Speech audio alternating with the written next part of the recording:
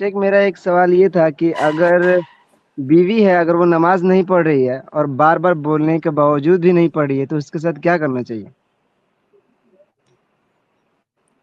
جی شیخ. شیخ بھائی نے کیا سوال کیا کہ بیوی ہے بار بار بولنے کے بعد نماز نہیں پڑھ رہی ہے تو کیا نماز کرنا؟ نہیں پڑھ رہی ہے تو اس کے ساتھ کیا کرنا چاہیے؟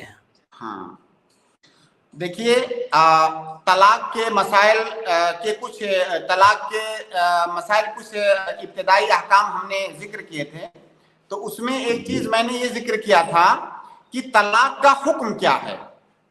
تو طلاق کا حکم میں ایک بات یہ آئی تھی کہ اگر کوئی بیوی یا کوئی شوہر کوئی ایسا گناہ کر رہا ہے جو گناہ مکفر ہے، یعنی جس گناہ کے کرنے سے کفر لازم آتا ہے، تو ایسی صورت میں اس بیوی کے ساتھ یا اس شوہر کے ساتھ رہنا حرام ہے.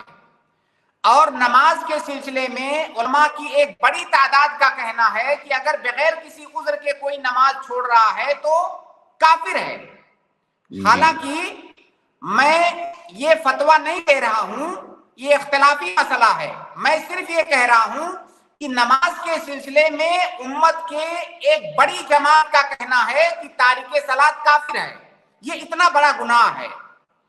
تو ایسی بیوی کو آپ سمجھائیے، اگر وہ پھر بھی نہیں مان رہی ہے تو اس کے ساتھ رہنا مناسب نہیں ہے. بہت سارے علماء نے تو کہا ہے کہ اس کو طلاق دے دینا واجب ہے، لیکن کم سے کم اس کو طلاق دینا مستحب ہے. اگر وہ نہ مانے تو مستحب ہونے میں تو کوئی شک اور شبہ نہیں ہے کہ جو بیوی نماز نہیں پڑھ رہی ہے سمجھانے کے باوجود بھی اس کو طلاق دینا یہ مستحب ہے، کیونکہ وہ ایک معصیت کا ارتکاب کر رہی ہے کم سے کم.